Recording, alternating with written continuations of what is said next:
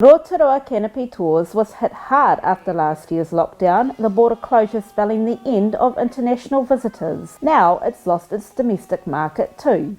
Since the last lockdown, we were 40% Kiwi and then 60% international, and we've grown our domestic audience by 50%. They weren't paying as much, so it was revenue increased by about 40% off that original domestic audience. But we never really recovered. Like I always sort of said, we just had our noses in front. We were just we just had a head above water, and to be honest, with the last 3 or 4 weeks, it started to feel nice. Like the demand was picking up a little bit.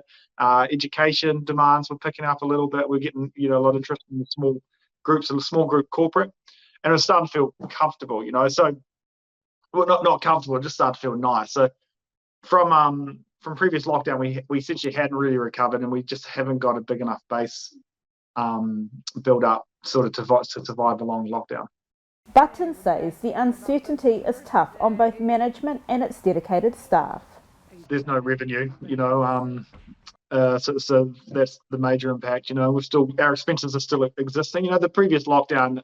Probably the big difference, I guess, is the first lockdown March 2020. We didn't know if we would survive. We didn't know if we'd have a market. We didn't know if we'd have a domestic market. Like we didn't know anything. So this time we know that we've got a great product. There will demand when we open. We need our team.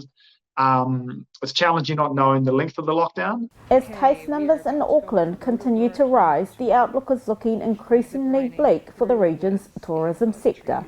The health of the country is first and foremost the highest priority, right? So, and we understand that, and so we want the government to take care of that for sure. But when we can open, we'll definitely open and host New Zealanders when we can. Delilah Whaitiri, Local Focus.